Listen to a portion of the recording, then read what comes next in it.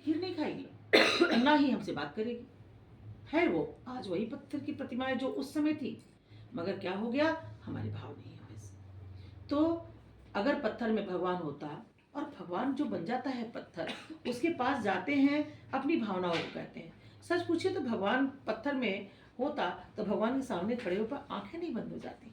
हम भगवान के पास जाते हैं, खड़े होते हैं, हाथ जोड़ के खड़े होते हैं, नेत्र बंद हो जाते हैं, और फिर वो कहाँ दिखता है, हमारे अंतःकरण। सबके साथ ऐसा ही होता होगा। मूर्तियों के साथ जाते हैं, तीर्थों में जाते हैं, देवालयों में जाते हैं, हृदय में ही भगवान दिखता है। तो भगवान को एक जीवंत अपना साथी माने, सहचर माने, उस रूप में उनके साथ, पत्थर की प्रतिमा के रूप में नहीं कि माला चढ़ा दिया, चलो चंदन लगा दिया, हो गई पूजा, ऐसा नहीं।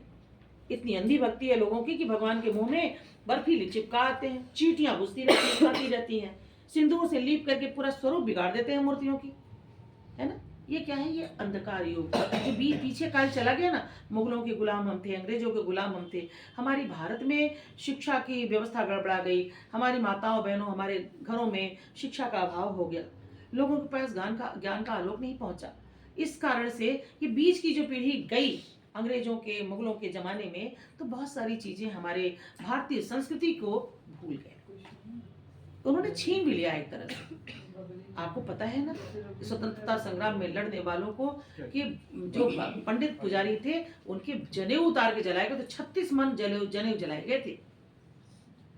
हम यहाँ बैठे हैं, गुरु नानक देव जी की बात करें, गुरु गोविंद सिंह जी के 2 बच्चे दीवार में चुनवा दिए गए, पर अपने भारतीय संस्कृति की प्रतीक को उतारने नहीं दिया, शिखा नहीं कटाई, अपना जनेऊ नहीं उतारने दिया, जिंदा दीवार में चुनवा दिया था।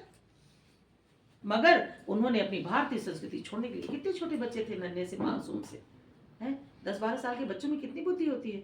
आज तो 20-22 साल के बच्चों को कहते बच्चा है, सोने दो, है ना। अभी क्या है, चलो उठेगा, कोई बात नहीं।